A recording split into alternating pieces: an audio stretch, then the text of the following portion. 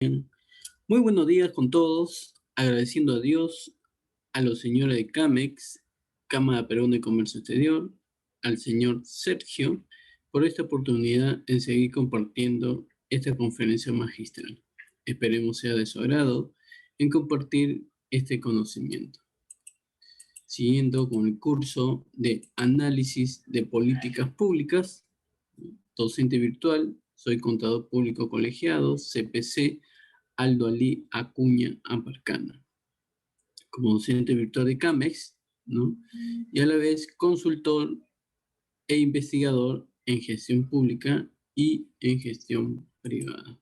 Muy bien, entonces con el curso de análisis de políticas públicas, siguiendo cumpliendo con el contenido, como hemos finalizado en módulo 1, las diferentes fases del ciclo de políticas públicas, ahora estamos haciendo el módulo 2, los debates contemporáneos sobre las políticas públicas. El día de hoy, jueves 11 de febrero de 2021, está programado la unidad 9 con esta pregunta. ¿Cuánto pesan las ideas sobre la acción pública? ¿No? ¿Cuánto pesan las ideas sobre la acción pública? Muy bien, entonces estos son los puntos que vamos a tratar de esta unidad 9, ¿no? Primer punto, introducción. Segundo punto, las ideas en políticas, ¿no? Dentro de las ideas en políticas vamos a ver, ¿no?, el sentido, el origen, la difusión y la recesión de las ideas, ¿no? Tercer punto, la influencia de las ideas sobre la acción pública, ¿no? ¿Qué, qué se puede determinar, qué se puede hallar y cuáles son los cambios que se pueden establecer, ¿no? En este caso, hay dos puntos muy precisos: los paradigmas de acción pública y las coaliciones promotoras, ¿no? Las coaliciones promotoras. Muy bien. Cuando hacen esta pregunta, pues, ¿cuánto pesan las ideas sobre la acción pública? ¿No?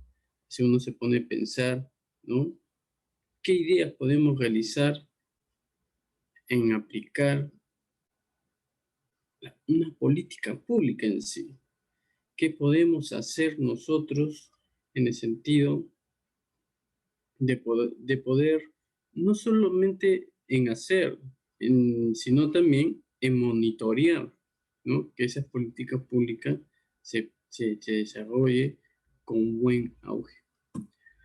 Durante muchos años, ¿no?, los analistas en políticas públicas, ¿no?, me incluyo también, no prestaron ninguna atención a la importancia de las ideas en programas públicos, ¿no? En programas públicos. Todo ocurría como si las políticas públicas fueran un campo lleno de intereses enfrentados, pero sin debate ideológico, ¿no? ¿Cómo así, profesor? O sea, quiero decir, un poco como una especie de tablero de ajedrez donde cada actor actuara basándose únicamente en un criterio de racionalidad instrumental. Ese tiempo ya pasó, ¿no? Desde los años 70, numerosos autores plantearon las ideas, ¿no?, las ideas como una variable independiente, más que puede ejercer un cierto poder sobre las decisiones políticas. Y eso está establecido, ¿no?, en su tesis de Wilson, ¿no?, en 1981. Pero de alguna forma se trata del reconocimiento explícito de la dimensión política de la famosa acción pública. Un programa gubernamental expresa algo. O sea, al expresar algo, está empapado de ideología y lleva implícitamente una teoría de la acción que guía los pasos de los mandatarios. Por ejemplo, la lucha contra el fraude fiscal, que es un dolor de cabeza para todo gobierno. Pero en esta lucha contra el fraude fiscal expresa el poder real de los servicios fiscales en el aparato burocrático, pero también la fe en el Estado de Derecho y la igualdad frente a la ley. De la misma manera, las subvenciones europeas a la agricultura demuestran la fuerza de los lobbies de agricultores, pero a la vez pone de relieve la voluntad de los socios europeos de mantener la soberanía alimentaria. En resumen, las ideas expresan tanto los ideales políticos como las luchas de poder para imponerlos. El estudio de las ideas en las políticas públicas pasa por varios métodos no mutuamente excluyentes, como la observación participante de un grupo determinado, 1, 2, la organización de grupos de discusión, 3, las entrevistas en profundidad de los principales actores de un sistema, 4, la distribución de cuestionarios, 5, el cotejo de la prensa y como último 6, de informes administrativos o incluso la experimentación en el laboratorio. En definitiva, el analista en políticas públicas debe ser capaz, repito, el analista en política pública debe ser capaz de descifrar los mensajes que recibe y poder entender su potencia real. Con el fin de adentrarse en este sector de estudio, ¿no? Donde vamos a ver, ¿no?, con más énfasis sobre los conceptos de ideas, ¿no?, y su influencia sobre las políticas públicas. 2. Las ideas en política. El concepto de idea en políticas públicas es engañoso, ya que se refiere a numerosas concepciones divergentes. Así, una idea puede ser un simple concepto acerca de la resolución de un problema, o puede estructurar una ideología completa. Pero entonces, y se hace la pregunta, ¿a qué se refieren las ideas en análisis de políticas públicas? Entonces, con esta pregunta vamos a darle, ¿no?, la respuesta a qué se refieren las ideas en análisis de política pública. A, al sentido de las ideas. B, el origen de las ideas. C, la difusión de las ideas. Y D, la recepción de las ideas. Vamos a ver cada uno de ellos. A, el sentido de las ideas. Existen numerosos marcos analíticos en políticas públicas que se basan en el estudio de las ideas y en su peso en el proceso de adopción de las políticas públicas.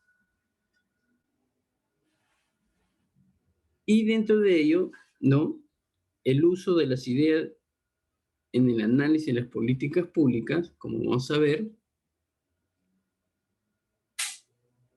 Claire Barron, su enfoque se basó ideología, ¿no?, en 1993.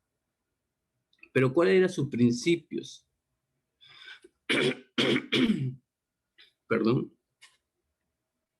Claudio Barron, en su enfoque de ideología,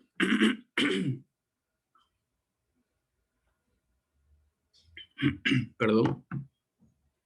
Claudio Barron, en su enfoque de ideología, su principio era, para los marxistas, la ideología viene determinada por el modo de producción. y sirve para controlar a la población. Es una falsa creencia y por ello los autores dominantes intentan imponerla a los dominados para mantener su primacia. Siguiente autor, Mark Bewir y Roderick Rhodes en 2003-2004 en su enfoque narrativa. Su principio fue: para entender la práctica de los actores políticos y administrativos, hace falta entender su forma de pensar. Más allá de las estadísticas, la única forma de hacerlo es a través de entrevistas a fondo que permitan dibujar su mapa mental.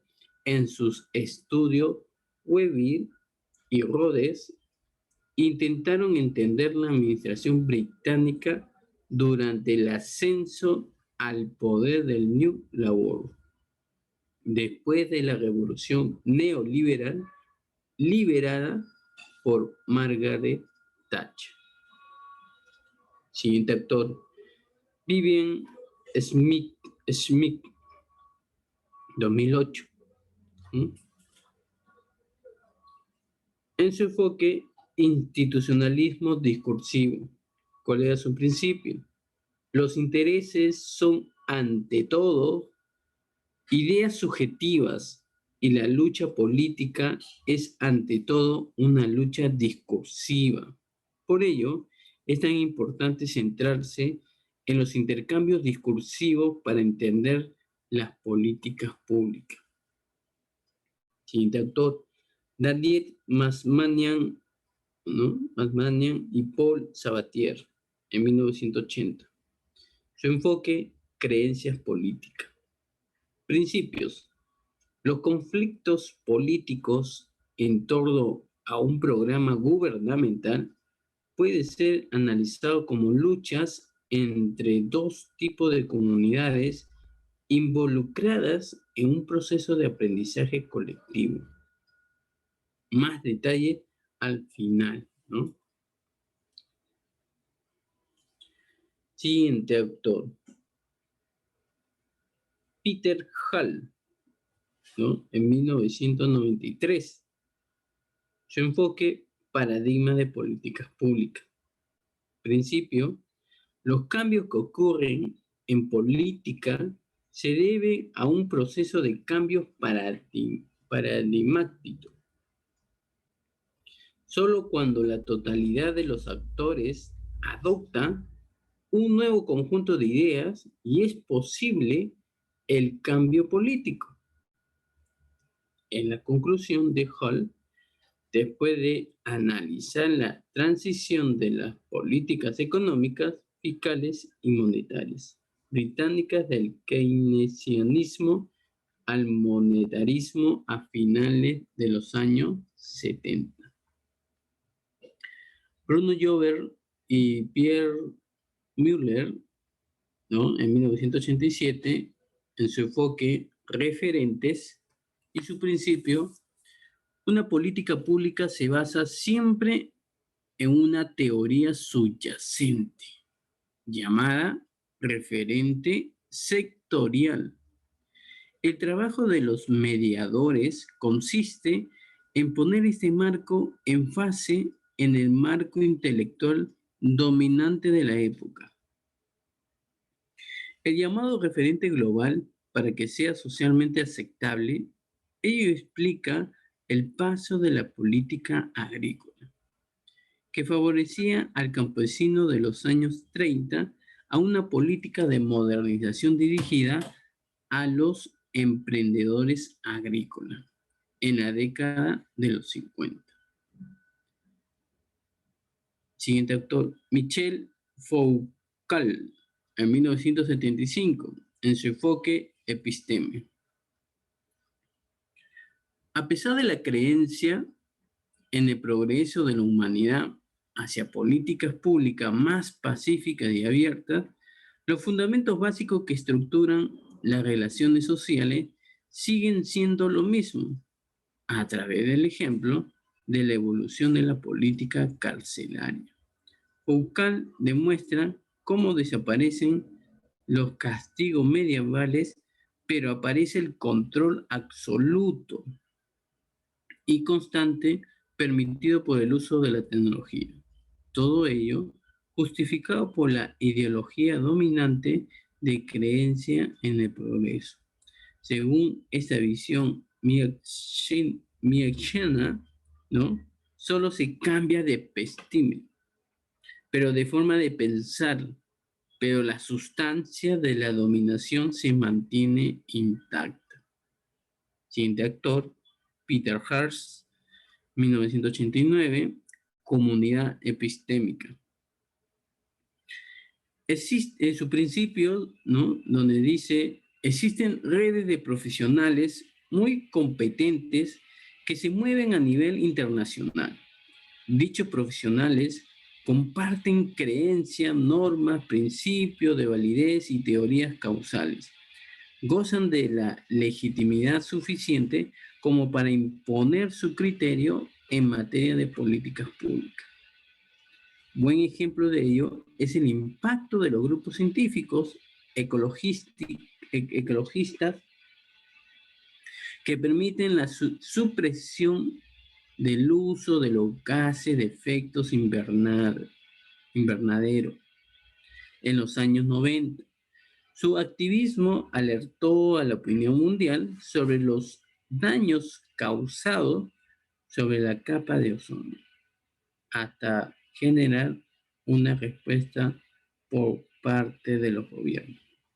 Y como último actor, Deborah Janou, en su enfoque Mitos organizacionales, en el año 1996, las políticas y las organizaciones que las generan funcionan a base de mitos, ¿no? Y estos mitos contienen personajes, eventos y conclusiones que destilan un cierto contenido moral que justifica la propia existencia de las políticas y de su organización. Por ejemplo, el mito de la omnipotencia de la República, ilustrada francesa, llevando la razón a los pueblos oprimidos, justificó la política de colonización. Los mitos organizacionales son inconmensurables en el sentido en que no existe un mito superior a lo demás. Entonces, profesor, con ello, ¿qué quiere decir? Y si me hago esta pregunta, ¿cómo definir una idea? Quizá la definición más completa sea la de Müller y Jover en 1987. Según ellos, una idea en políticas públicas se basa en 4 elementos. El primero es el conjunto de valores que transmite. Los valores son representaciones del bien y del mal, de lo que es deseable y de lo que no lo es. Los dilemas, seguridad y libertad, o libertad e igualdad, expresan bien lo que son los valores. A continuación se encuentran las normas, y las normas expresan valores en el mundo real. Uno puede considerar que su deber es ayudar a su prójimo, o al contrario, que es la responsabilidad de cada uno cuidarse a sí mismo. Ambas dimensiones son normas de comportamiento. Dichas normas definen patrones de comportamiento según los cuales los individuos actúan y que Jover y Müller llaman los algoritmos. ¿Por qué algoritmos? Porque son ser despótico en sus empleados o al contrario. Fiarse ciegamente de ellos son pautas que hacen que el comportamiento de un individuo sea previsible. Por último, las acciones repetidas acaban creando imágenes, es decir, símbolos compartidos por todos. Las imágenes encierran sentido sin que sea preciso explicarlo. Por ejemplo, el logotipo de Monopoly, ¿no? Es un banquero de Wall Street que supuestamente debería actuar en función a sus intereses para ganar más y más dinero.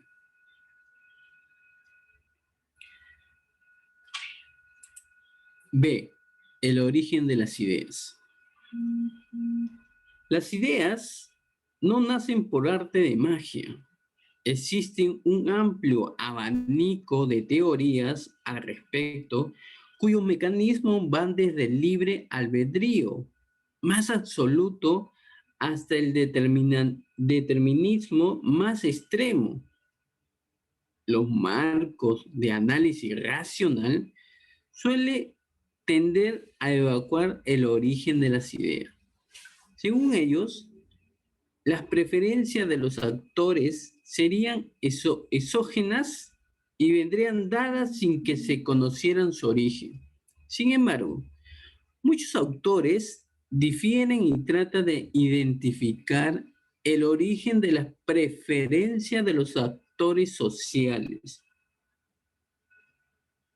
Todo el problema consiste en saber si son los individuos los que eligen las ideas que defienden o si, al contrario, existe un zeitgeist, ¿no? Una mentalidad que se impone a los individuos. Hay al menos dos grupos que se oponen en ese debate. Perdón. El primero sostiene básicamente que los individuos implicados en una política pública son libres de adoptar las ideas que quieren. Según los defensores de la teoría de la elección racional, los individuos son racionales y buscan la satisfacción de su interés propio. Por tanto, si defienden algún tipo de idea, es porque les beneficia.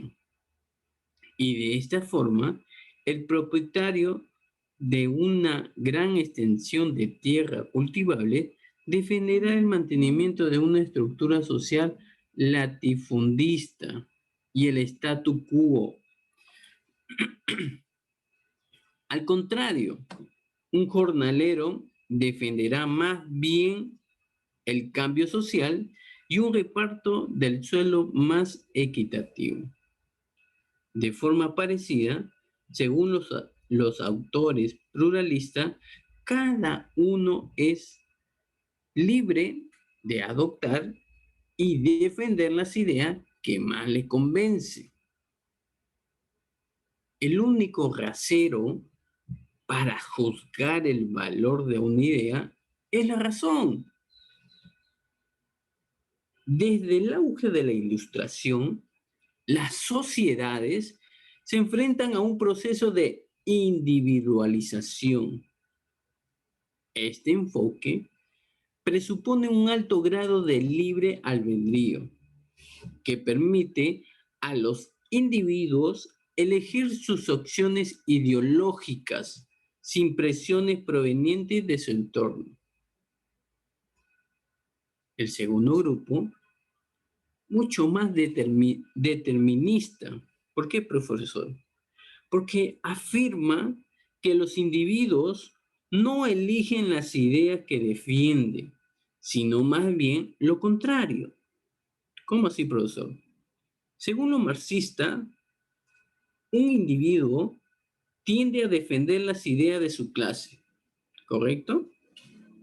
Así, un capitalista estará a favor del libre mercado, mientras que un miembro del proletariado será más proclive a adoptar ideas revolucionarias. Las excepciones a esta regla solo pueden ser explicadas por las precisiones ideológicas de los burgueses y sobre la clase obrera y su esfuerzo para evitar que tome conciencia en su explotación. Un neomarxista como Antonio Gramsci, ¿no?,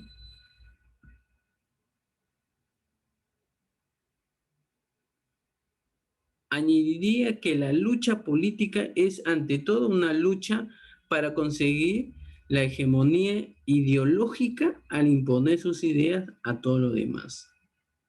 Por su parte, los autores estructuralistas que se centran en la epistemología de los grandes conceptos como la muerte, la cárcel o la sexualidad, defiende la tesis según la cual las preferencias de los hombres están históricamente marcadas, lo que parece de sentido común en un periodo histórico.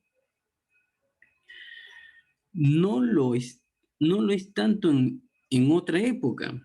Y de esta forma existen conceptos imposibles de pensar en determinados momentos debido a que escapan a su marco de referencia. A una escala más reducida, los psicólogos cognitivos y los expertos en racionalidad limitada postulan que los grupos de pares, la familia, el Estado, las organizaciones profesionales, la escuela, es decir, las instituciones en general, pesan sobre la forma de pensar de los individuos para ser aceptado por su grupo de acogida. Un individuo tiende a adoptar las ideas dominantes, ya que la búsqueda de alternativas resultaría muy costosa y podría acarrear el rechazo por parte de sus compañeros. El individuo suele ser conformista en cuanto a sus opciones ideológicas, ¿no?, se atribuye. Finalmente, existe una línea de investigación muy novedosa que explora la relación entre genética y preferencias electorales, ¿no?, según la tesis de Fowler, Baker y Davis en 2008. Sin poder determinar con exactitud a qué partido votará un individuo. Y este programa de investigación ha realizado interesantes correlaciones entre el código genético y las preferencias políticas, sorprendentemente parecidas, pero de gemelos que viven en entornos diferentes. C. La difusión de las ideas. Existen varias escuelas en el campo de las investigaciones sobre difusión de masa, y su trabajo ha tenido un fuerte impacto sobre el estudio de las políticas públicas. Las primeras investigaciones realizadas compartían una visión todopoderosa de los medios de comunicación. La primera obra al respecto es de Harold Laswell, en 1927, en su libro Propaganda Techniques y Devoir, ¿no? Laswell analiza los medios de propaganda utilizados durante la Primera Guerra Mundial, ¿no?, que era el telégrafo, el cine y el radio. De acuerdo con la teoría de la aguja hipodérmica de Laswell, estas herramientas son fundamentales para determinar que el gobierno controle la opinión pública y consiga su adhesión casi absoluta a los valores del régimen. A la manera de una aguja, los medios de comunicación controlados por los gobiernos penetrarían en el cerebro de los ciudadanos hasta que adoptaran las ideas transmitidas. Aquí Laswell defiende una visión instrumental de la comunicación, que define como circulación de los símbolos eficaces. Sus estudios se hicieron rápidamente muy populares, ya que la propaganda resulta mucho más barata que la opresión o la corrupción para un gobierno. El paradigma de la comunicación de Laswell se puede resumir de la forma siguiente. Un comunicador transmite un mensaje a través de un canal determinado hacia una audiencia para conseguir los ciertos efectos, ¿no? Como lo ven ahí, ¿no? Como lo ven ahí. Pero cada paso puede ser estudiado y optimizado hasta conseguir el resultado, ¿no? Hasta conseguir el resultado. La teoría de Laswell fue modificada a mediados de los 40 a través de la teoría de la comunicación en dos pasos, ¿no? Elaborada por Paul Lazarsfeld, Bernard Berenson y Hazel Gaudet en 1944.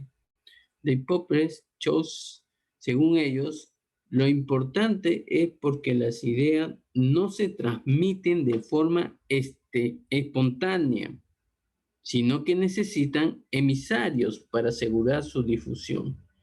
En sus investigaciones en torno al impacto de los medios de comunicación sobre las preferencias electorales, Lazarsfeld, Berenson y Gaudet se dieron cuenta de que los individuos entrevistados decían ser más receptivos a la opinión de personas relevantes en torno a los mensajes de la televisión, del cine, la radio y los periódicos. En resumen, los medios parecían una forma rápida de transmitir ideas, pero las relaciones interpersonales eran mucho más eficaces a la hora de convencer a los individuos. El proceso retratado, ¿no?, sobre la teoría de Tom Steinflug, ¿no? Esto funciona de la forma siguiente. Primero, los medios generan noticias que irradian a toda la población de forma indiscriminada. Luego, algunos individuos, los famosos líderes de opinión, son más receptivos a estas afirmaciones, ¿no? A estas informaciones. Que el resto de la gente, finalmente, los líderes de opinión transmiten estas ideas en su entorno a través de la palabra y de la confianza que les atribuye los seguidores. Las campañas, tanto de publicidad como electorales, tienden a centrarse en dichos líderes de opinión. Su perfil general es que se trata de personas cuyo parecer puede influenciar a varios individuos dentro de su grupo social. Pero de la misma forma, los individuos del grupo deben acudir a ellas en busca de consejos. Según Elihu Katz y Paul Lazarsfeld en 1955, un líder de opinión es alguien que recurre con más frecuencia que los demás a los medios de comunicación y que busca el reconocimiento de su grupo de defensa, pero este grupo también da un reconocimiento a su grupo de referencia, ¿no? Y su influencia personal varía en función de tres parámetros: los valores que transmite, su competencia y la naturaleza misma del grupo que le rodea. Con el auge de los blogs y de las redes sociales en Internet, el concepto de líder de opinión ha vuelto a estar de moda. Buen ejemplo de ello es la iniciativa We Campaign, ¿no?, lanzada por Al Gore en 2008, que consistía en identificar, formar y apoyar unos 10 millones de líderes de opinión sobre el tema del cambio climático. El objetivo era sensibilizar a la opinión pública respecto de este asunto, ¿no?, de un modelo de comunicación viral en el que cada líder debería intentar convencer a varias personas que a su vez deberían intentar convencer a su entorno. La recesión de las ideas. Profesor, pero ¿quién adopta las ideas novedosas en materia de política pública? Muy bien. Esta pregunta siempre lo han hecho, ¿no? Entonces, ya se trata de productos o de propuestas políticas, ¿no? El mecanismo parece ser el mismo. Según los análisis pioneros de, de Tarde, ¿no? En 1890, de Pemberton en 1936 y de Ray Gross en 1943, y el más reciente Roger en 1962, la difusión de las ideas innovadoras sigue el modelo de la curva en forma de S, que le corresponde en la curva de cuota de mercado de gráfico, ¿no? En el gráfico usted que están mirando, pero dicha curva aparece a medida que se van difundiendo una innovación en una población dada. Según Rogers, ¿no? En 1962, los grupos que adoptan esta innovación son los siguientes. Primero, intervienen los innovadores. Esta parte de acá. Intervienen los innovadores, que representan una minoría muy activa, mucho más porosas, ¿no? A las ideas novedosas. Se trata de gente joven muy proclive al cambio y de clases sociales elevadas. A continuación están los seguidores, ¿no? Estoy acá. Los seguidores que se limitan a imitar a los innovadores. Los mayores líderes de opinión son jóvenes de clase media alta y sin miedo al riesgo. Y la adopción de una idea novedosa les puede permitir mantener su estatus social avanzando dentro de su grupo de referencia. Luego Roy identifica lo que llama la mayoría precoz, que es esto de acá. La mayoría precoz, es decir, la que está en contacto con los dos primeros grupos y no quiere quedarse atrás.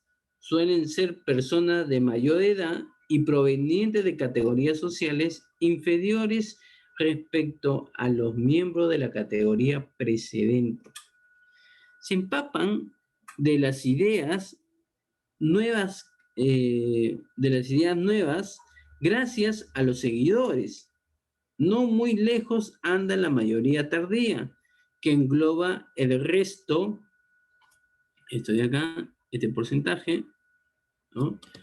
La mayoría tardía, que engloba el resto de la población, escéptico frente a la innovación. Los individuos de la mayoría tardían con más viejos y menos ricos que los demás. Se deja convencer a regañadientes, pero por último se encuentran los rezagados, ¿no? Que se saca el 16%.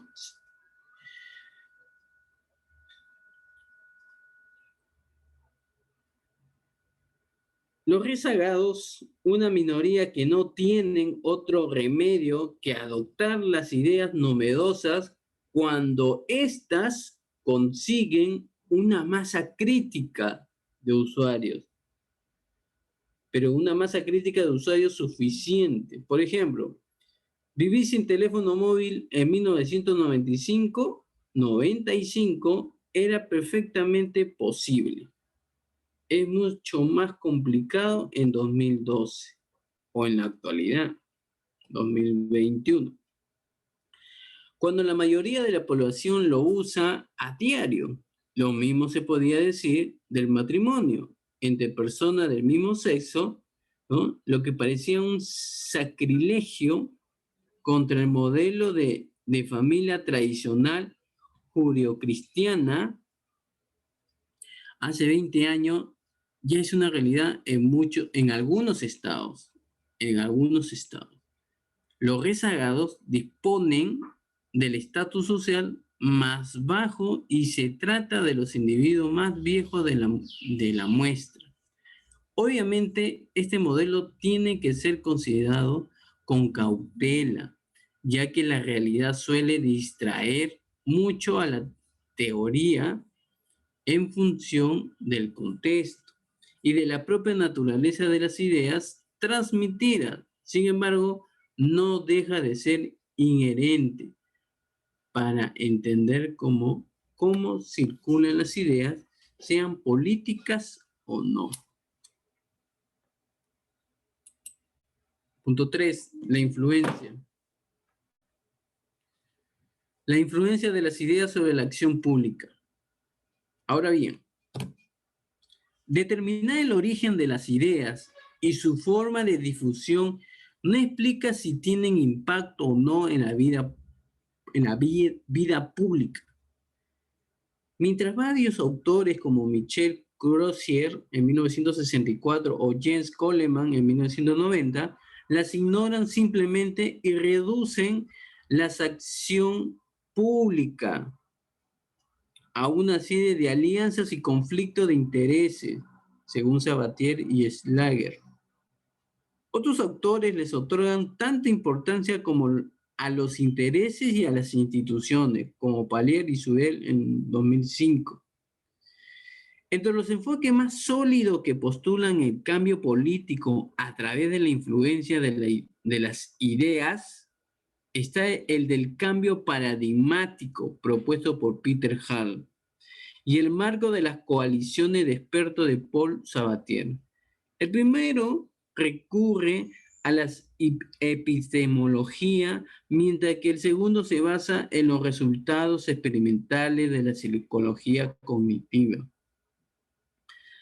La elección de estos dos autores no es causal, ya que existe entre ellos una oposición ontológica profunda.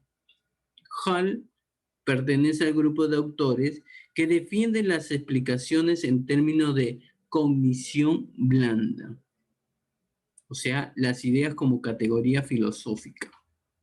Mientras que Sabatier se inscribe en la tradición de los que prefieren centrarse en un tipo de cognición dura, o sea, basada en ensayos clínicos. Y dentro de estas influencias de las ideas sobre la acción pública, vamos a determinar estas dos: los paradigmas de acción pública y las coaliciones promotoras. Los paradigmas de acción pública. Peter Hall es famoso por su trabajo sobre el cambio de las políticas macroeconómicas en Gran Bretaña. Durante los años 80, ¿no? La novedad que Hall aporta es la descripción minuciosa del proceso de cambio. El enfoque de Hall está íntimamente relacionado con la teoría de cambio científico del libro The Structure of Scientific Revolution de Thomas Kuhn en 1962. Según Kuhn, una teoría es una serie de postulados que explican cierto número de fenómenos. Por tanto, una buena teoría permite explicar muchos fenómenos. Por ejemplo, gracias a la teoría de la gravedad, se sabe por qué un cuerpo tirado al aire es atraído de forma inevitablemente hacia el suelo.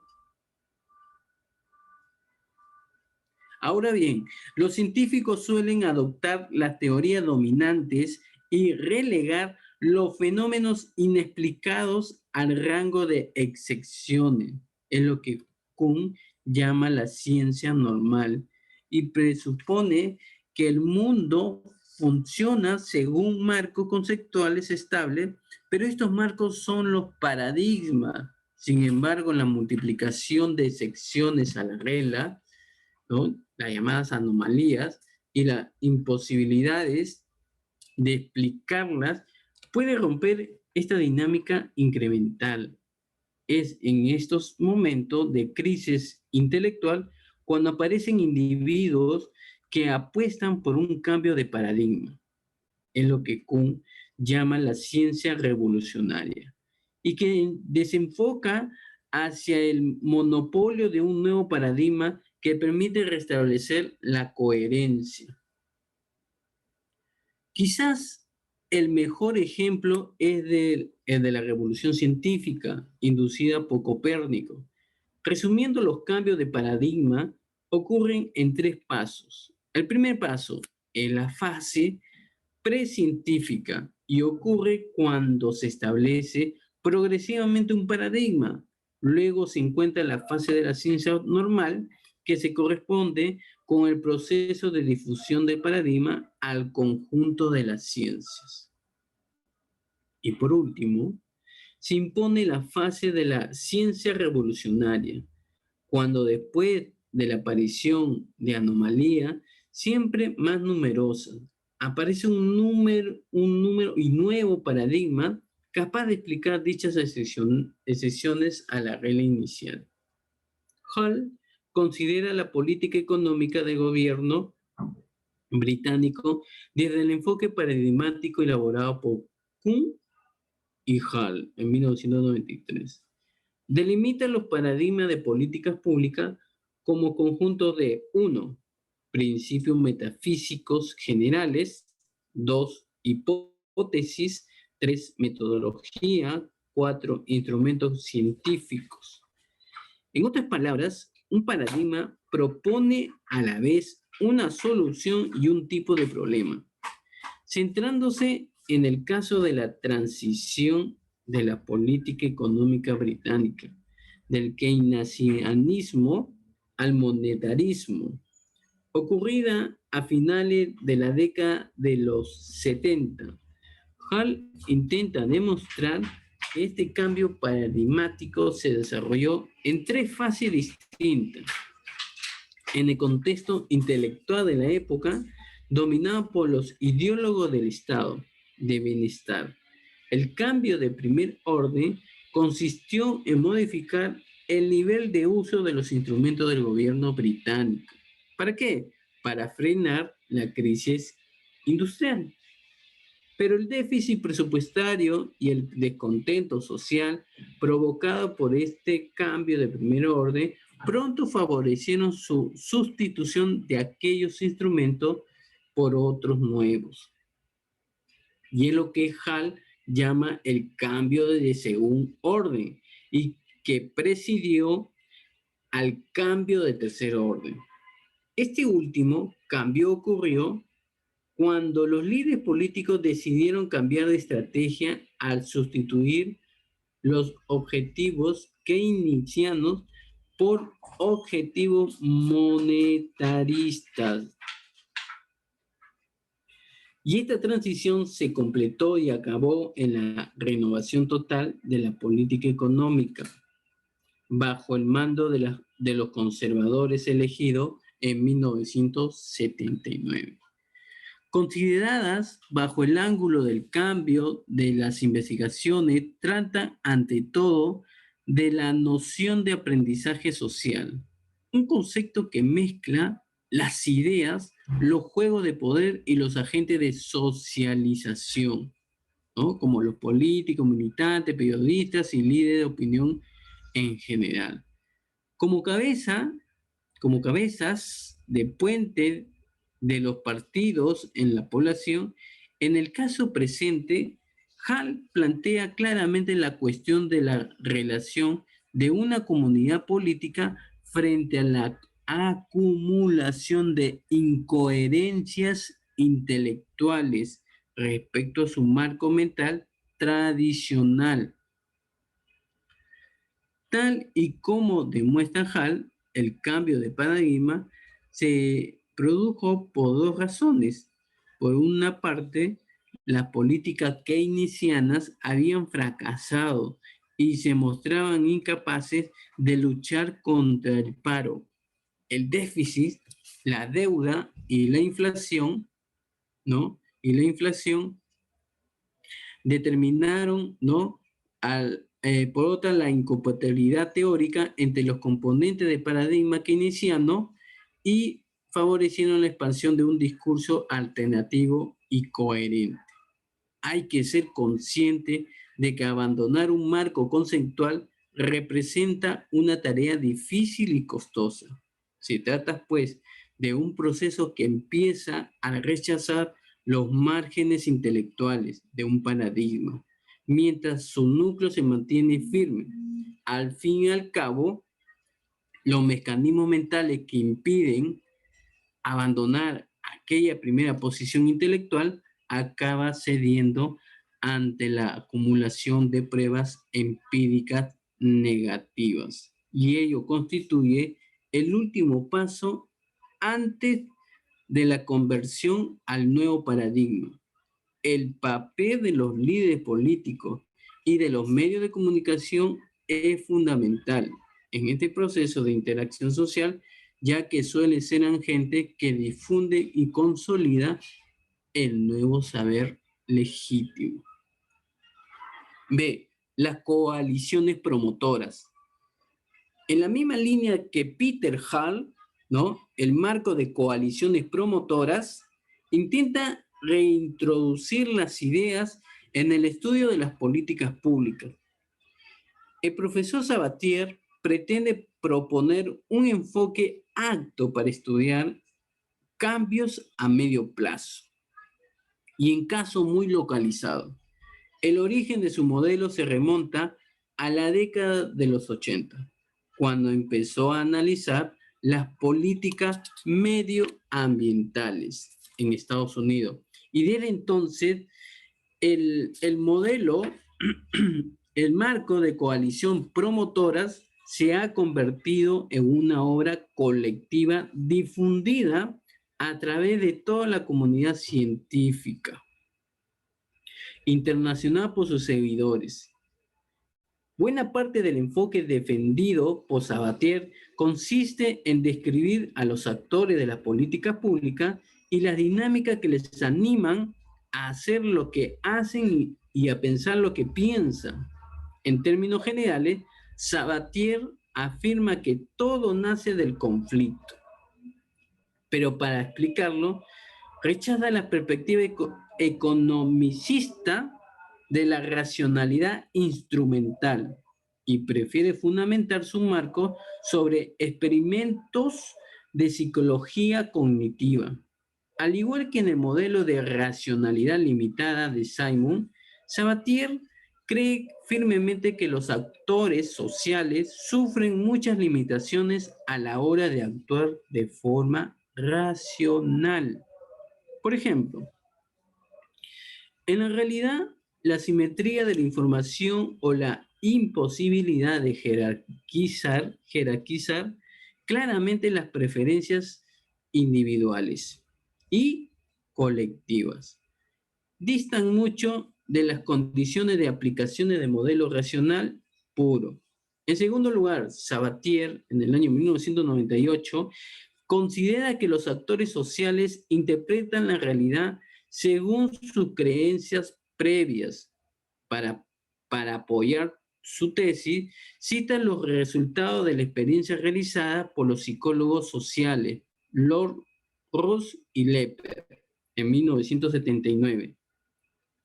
Son individuos a favor y en contra de la pena de muerte. Después de haberles proporcionado informaciones relacionadas con la pena capital, Lord, Ross y Lepper demostraron que sus cobayas solo habían memorizado las informaciones compatibles con sus opiniones personales previas. Y ello demuestra que el ser humano es extremadamente impermeable a la novedad y muy receptivo a los datos que le confirma lo que ya sabe o que cree saber. De la misma forma, dame un minuto, Sergio, y terminamos. De la misma forma, Sabatier se refiere a la famosa experiencia de Festinger, en 1957, que demostró la existencia del fenómeno de disonancia cognitiva. Este sesgo incita al ser humano a ignorar sus propias inconsistencias. En el caso de las políticas públicas, ello significa que los actores que sufren una derrota prefieren generalmente atribuir su fracaso a la superioridad de sus adversarios más que a su propia incapacidad para resolver problemas, ya que de lo contrario significaría que sus creencias no tienen ninguna relevancia y les abocaría a abandonarlas. Finalmente, Sabatier transfiere varios resultados establecidos por Quattrone y Wesky en 1988 a su propio modelo. Y estos dos psicólogos sociales demostraron que los individuos, en este caso, un grupo de electores que deberían decidir a quién votar entre un panel de candidatos, identificaban mejor las pérdidas que las ganancias. Dicho de otro modo, los actores sociales recuerdan mejor los aspectos negativos que los positivos. Y un año antes, Sabatier, Hunter y McLaughlin, en 1987, habían demostrado que en el campo de las políticas públicas, el debate político favorecía la desconfianza entre actores y la constitución de coaliciones enfrentadas. Cada coalición tiende a percibir a sus oponentes como más poderosos y más malvados de lo que son en realidad. Este sesgo maléfico explica por qué la confrontación entre coaliciones y suele favorecer la integración de cada grupo como entidades unidas en torno a unas creencias comunes y en contra de las demás coaliciones, que permite entender también los mecanismos de escalada de la violencia, tanto física como simbólica, cuando los diferentes actores critican las creencias profundas de la coalición adversa, es decir, el corazón de su sistema de creencias. Y dejo este mensaje. Las tierras públicas son una acción pública que debe ser eliminado de la mejor manera para la nación. James Monroe. Muchas gracias. Gracias, Cames. Gracias, Sergio. Gracias a cada uno de ustedes. Y que Dios me lo bendiga. Muy buenas tardes.